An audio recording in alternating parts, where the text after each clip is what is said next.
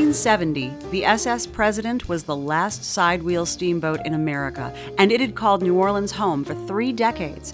It held a huge dance floor where 3,000 passengers could enjoy dance and concert cruises on the Mississippi. But on the low-key evening of April 22, 1970, perhaps the most important cruise took place. The concert was Pete Fountain and his orchestra, and also Clyde Kerr Sr. and his orchestra. Neither act was unusual to see in concert, but the show was important.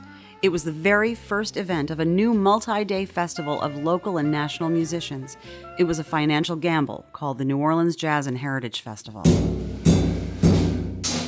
The following day was the unveiling of the first ever Louisiana Heritage Fair in Congo Square, as well as the first of a series of nighttime concerts at the Municipal Auditorium. In the end, the festival made a little over $50 that first year. The next year was also hard, but it was clear something important was happening, and producer George Wein and the Jazz and Heritage Foundation doubled down.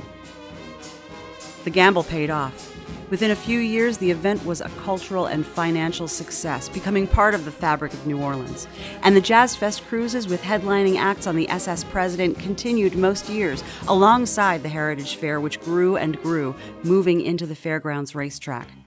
Fats Domino and Professor Longhair played Jazz Fest nighttime shows on the President, and so did Sonny Rollins, Tina Turner, B.B. King, Sun Ra, James Brown, Muddy Waters, and dozens more. The final Jazz Fest cruise on the President was April 30th, 1988, and featured Robert Cray, the Dirty Dozen Brass Band, and the Neville Brothers. Soon afterwards, the boat was sold and left town for St. Louis, where it was eventually decommissioned and dismantled.